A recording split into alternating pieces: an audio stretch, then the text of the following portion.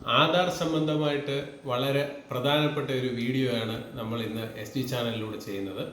നമുക്കറിയാം, ഒരുപാട് ആധാർ സംബന്ധമായിട്ടുള്ള വീഡിയോകൾ നമ്മുടെ SD ചാനലിൽ ഷോർട്സ് ആയിട്ടും അല്ലാതെ നമ്മുടെ ലോങ് വീഡിയോ ആയിട്ടും മറ്റും ചെയ്തിട്ടുണ്ട്.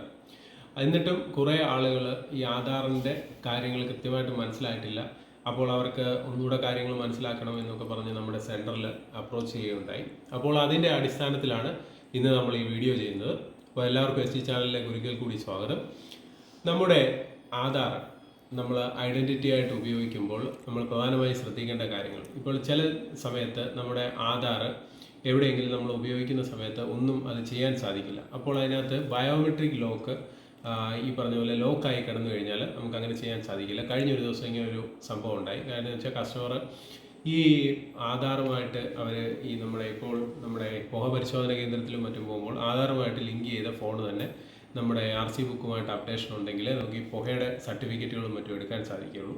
അപ്പോൾ അങ്ങനെയുള്ള സാഹചര്യത്തിൽ ഒരു കസ്റ്റമർ പോയി കഴിഞ്ഞപ്പോൾ അവരുടെ ആധാറിൽ ഒന്നും ചെയ്യാൻ സാധിക്കുന്നില്ല. ലാസ്റ്റിൽ ആ ആധാറുമായിട്ട് നമ്മുടെ സെൻറ്ററിൽ അപ്രോച്ച് ചെയ്ത് കഴിഞ്ഞപ്പോൾ നമ്മളത് വെരിഫൈ ചെയ്ത് നോക്കിയപ്പോൾ ഈ ബയോമെട്രിക് ലോക്ക് ആയി കിടന്നതായിരുന്നു എൻ്റെ പ്രശ്നം. അപ്പം നിങ്ങളുടെ ആധാറിൽ ഇങ്ങനെ ബയോമെട്രിക് ലോക്കായി കിടപ്പുണ്ടോ എന്നുള്ള ഇതുണ്ടെങ്കിൽ നിങ്ങൾക്ക് കമൻറ്റ് ചെയ്യാവുന്നതാണ്. അപ്പോൾ നമുക്കത് എങ്ങനെയാണ് സോൾവ് ചെയ്യാം എന്നുള്ളത് നമ്മൾ പറഞ്ഞു തരുന്നതാണ്. അതുപോലെ തന്നെ പ്രധാനപ്പെട്ട ഒരു അപ്ഡേഷനാണ് ആധാർ. നമുക്ക് തീർച്ചയായിട്ടും അപ്ഡേറ്റ് ചെയ്യേണ്ട ടൈമുണ്ട്. അപ്പോൾ നമുക്ക് നീല ആധാറിനെ കുറിച്ച് നിങ്ങൾക്ക് അറിയാവുമെന്ന് അറിയില്ല. കാര്യം എന്ന് വെച്ചാൽ ഈ കുഞ്ഞു പിള്ളേരുടെ, അതായത് ഒരു 5 വയസ്സിനകത്തുള്ള കുട്ടികളുടെ ആധാർ വരുന്നത് ഒരു ബ്ലൂ കളറിലുള്ള ഒരു ആധാറാണ് വരുന്നത്. അപ്പോൾ നിർഭാഗ്യവശാൽ ചില കസ്റ്റമറുകൾ ഈ 5 വയസ്സ് കഴിഞ്ഞ് കഴിഞ്ഞാൽ ഇത് അപ്ഡേറ്റ് ചെയ്യാതിരിക്കുമ്പോൾ ഇത് ഓട്ടോമാറ്റിക്കലി ഇത് ഇൻവാലിഡായി പോകാനുള്ള സാധ്യത കൂടുതലാണ്. ഇപ്പോൾ UIDയിലെ പ്രധാനപ്പെട്ട ഒരു സർക്കുലർ പ്രകാരം 5, 10, 15, 18 വയസ്സുകളിൽ നിർബന്ധമായിട്ട് നമ്മൾ ബയോമെട്രിക് അപ്ഡേറ്റ് ചെയ്യണം. ഇപ്പം നമ്മൾ ബയോമെട്രിക് അപ്ഡേറ്റ് ചെയ്യാതിരുന്ന് കഴിഞ്ഞാൽ സംഭവിക്കാൻ പോകുന്നതെന്ന് പറഞ്ഞു കഴിഞ്ഞാൽ ഈ ആധാർ എപ്പോഴും നമ്മുടെ ആ പഴയ ബയോമെട്രിക്ക് ഇതിനകത്ത് സേവ് ആയിട്ടിരിക്കും. നമുക്കൊരു ആവശ്യത്തിന് നമ്മൾ അപ്രോച്ച് ചെയ്യുമ്പോൾ, ഒരു സ്ഥാപനത്തിലും മറ്റും അപ്രോച്ച് ചെയ്യുമ്പോൾ നമ്മുടെ ബയോമെട്രിക് എടുക്കാൻ ശ്രമിക്കുമ്പോൾ ഈ ബയോമെട്രിക് അപ്ഡേറ്റ് ആകുകയില്ല. അപ്പോൾ ആ സമയത്ത് നമ്മൾ ഈ ബയോമെട്രിക് അപ്ഡേറ്റ് ചെയ്യുമ്പോൾ നമുക്ക് ഈ ബയോമെട്രിക് അപ്ഡേറ്റ് ചെയ്യാൻ കുറച്ച് സമയമെടുക്കും. അപ്പോൾ ആ സമയം നമുക്ക് കൂടുതൽ പ്രശ്നങ്ങളിലേക്ക്, അതായത് ഇപ്പോൾ നമ്മൾ അപ്ഡേറ്റ് ചെയ്യുന്ന ടൈമിൽ ഇത് എന്തുകൊണ്ടാണ് ഇത്രയും നാൾ ഇത് അപ്ഡേറ്റ് ചെയ്യാതിരിക്കുന്നു എന്നുള്ളത് നോക്കിയിട്ട് പിന്നെ നമ്മൾ അതിനുള്ള കാര്യങ്ങൾ പറഞ്ഞ് സെറ്റ് ചെയ്യേണ്ട ആവശ്യങ്ങൾ വരും. അപ്പോൾ അങ്ങനെ നിങ്ങൾ ആരെങ്കിലും അപ്ഡേറ്റ് ചെയ്യാതിരിക്കുന്നുണ്ടെന്നുണ്ടെങ്കിൽ തീർച്ചയായിട്ടും കമൻറ്റ് ചെയ്യുകയാണെങ്കിൽ നമ്മൾ അതിൻ്റെ കാര്യങ്ങൾ വീഡിയോയിൽ നമ്മൾ പറഞ്ഞു തരുന്നതാണ്. അതോടൊപ്പം തന്നെ നമ്മൾ പ്രധാനമായിട്ട് ശ്രദ്ധിക്കേണ്ട കാര്യം, ഇപ്പോൾ ഈ കുട്ടികളുടെ വിദ്യാഭ്യാസ ആവശ്യങ്ങൾക്കും എല്ലാം ഇപ്പോൾ ആധാർ മസ്റ്റായിട്ട് അപ്ഡേറ്റ് ചെയ്തിരിക്കണം. അപ്ഡേറ്റ് ചെയ്യാത്ത ആളുകൾക്ക് ഈ പറഞ്ഞതുപോലെ സ്കോളർഷിപ്പും മറ്റും ചെയ്യുമ്പോൾ വിവിധ തരത്തിലുള്ള ബുദ്ധിമുട്ടുകൾ ഉണ്ടാകാൻ സാധ്യതയുണ്ട്. അപ്പോൾ തീർച്ചയായിട്ടും നിങ്ങൾ ഓരോരുത്തരുടെയും ആധാർ നിങ്ങൾ കൃത്യമായിട്ട് ശ്രദ്ധിച്ച് അത് ചെക്ക് ചെയ്യുമ്പോൾ നിങ്ങൾക്ക് അതിനകത്ത് കൃത്യമായിട്ട് സൊല്യൂഷൻ ലഭിക്കുന്നില്ല എന്നുണ്ടെങ്കിൽ നമ്മുടെ സെൻറ്ററുമായിട്ട് അപ്രോച്ച് ചെയ്യാം. അതോടൊപ്പം അക്ഷയ സെൻറ്ററുമായിട്ട് അപ്രോച്ച് ചെയ്യാം. ഓതറൈസ്ഡ് ആയിട്ടുള്ള ആധാർ സേവാ കേന്ദ്രങ്ങളിൽ മാത്രമേ നമുക്ക് ഈ പറഞ്ഞ പോലെ ബയോമെട്രിക് കാര്യങ്ങൾ വെച്ച് നമ്മുടെ വിവരങ്ങൾ സെർച്ച് ചെയ്ത് നോക്കാൻ സാധിക്കുകയുള്ളൂ.